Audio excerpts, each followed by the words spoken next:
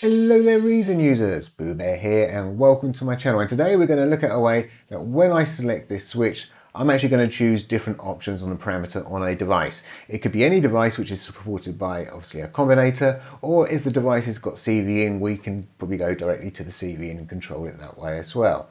So to start with I'm just going to sort of set up an example, maybe how we might do it the old way using the control knob. So I'm just going to grab this Thor here, bring it in, show programmers, and what we're going to do, we're going to cycle around, say, this oscillator type because it's nice and big and it's easy to see. So the first thing I'm actually going to do here is click on Thor. I'm going to select control 1, so that's what I'm going to quickly use as a demonstration. Oscillator 1 type, happens to be that. And it's sort of on the screen. You can see as I move my control, it's changing down here. Let me zoom out then, let's do it this way. And you can see that we're changing, and this is what we're going to do. Now the way I'm going to show you how we're going to do it, we don't even have to do it sequentially. So there might be a way that you might say, hey, I want that one, and when I click on the button I want that one.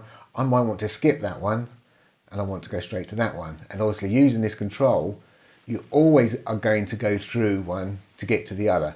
So even if you do it quickly, it's obviously going to flick through there. So this actually bypasses that as well, so what I'm going to show you.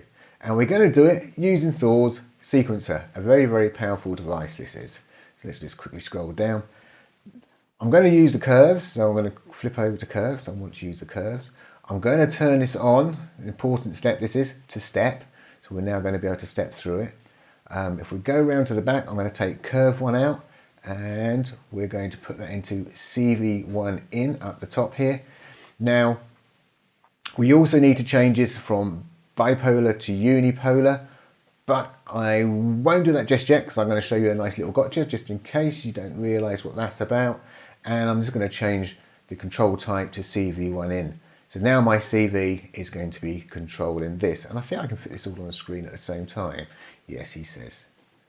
Now when I move this you can see this changing, but when I pull this all the way down, that's a bit like doing my knob all the way down, I'm actually not getting to the first control type, so that should really be like say an analog there. And the reason it's not doing that is because we've actually set this to bipolar, so it's not getting the full signal. So I'm going to change that now to make it unipolar. And if we come back in here, you can already see it's already jumped to analog. So now we get to see the full range. So that's an important step to change that into a unipolar signal. What I'm going to do now is I want to set up 4 steps down here. So let me just zoom back in again. And I just want to get everything on the screen at the same time so I can see what I'm doing. It's a handy way of doing it. Now, because we've turned it on, we can obviously change this to what we can see the results coming through. That's really what I'm trying to do. So I might say, hey, on my first step, that's what I want. I may want to skip a few and go towards the end, like, oh, I'm going to have a noise, and then I'm going to come back. Yeah, hey, let's have an FM there and a multi-oscillator there. I want to set this to just 4 steps for the moment for this demonstration purpose, so I can click on here, don't have to use that steps. Obviously you've got 16 steps to do this in, and you can actually link multiple Thors together, so you can have a lot more steps, but that's really another video to do that. Now at the moment then, so if I was to click this run button, we should see this changing the steps what we wanted. So cool, we got that working. So surely all the next step's going to be is to add a button at the top to hit that run command. Well, actually, let's have a quick look and see what we've got up here. So I'm going to use switch 1, and when we come under here, there is no way you can actually control that run command from any of these options. But what we can control is this button here. So under knobs and button, I'm going to go to button number 1. Cool. And then actually in Thor, what we can do is in the matrix is we can assign down here, button 1, there's our button 1, amount's going to be full, and the destination under the step sequencer is going to be trigger. So that's going to now trigger this button here.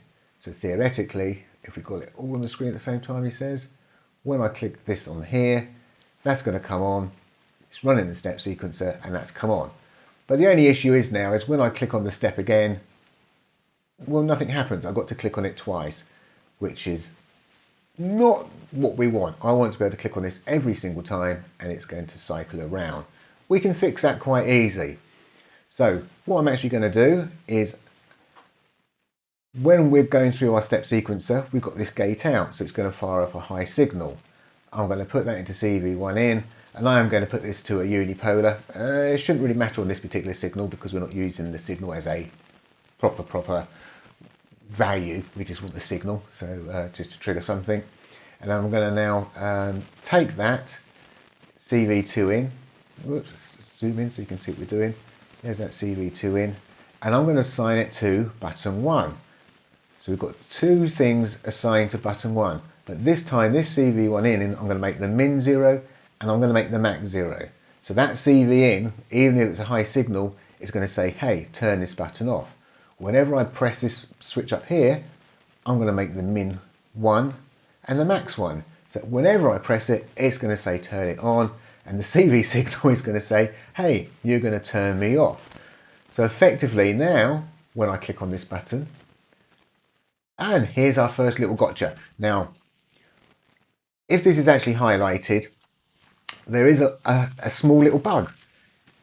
All I've got to do is click on this, and now when I start clicking, everything's going to work, and I'm not going to ever see this bug again.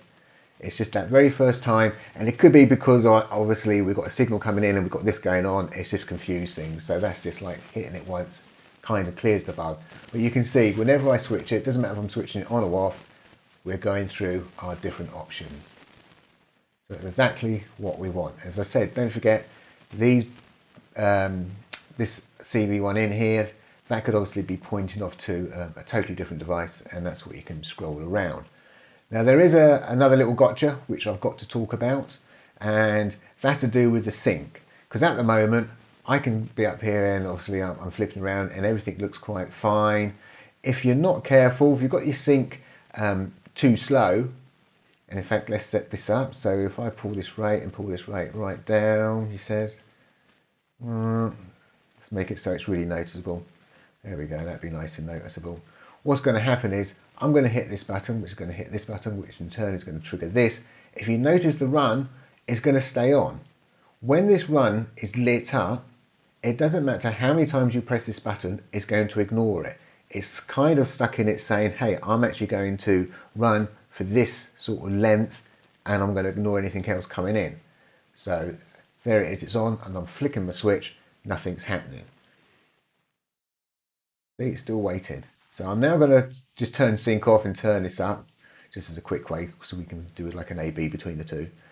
Now this time, you can see the run is instantly off. So I now can go super fast. And obviously you can really whack that sync up if you just really want it to go fast. But one of the reasons I'm sort of mentioning this is you could be saying to yourself, hey, I've got my controller button's assigned to this.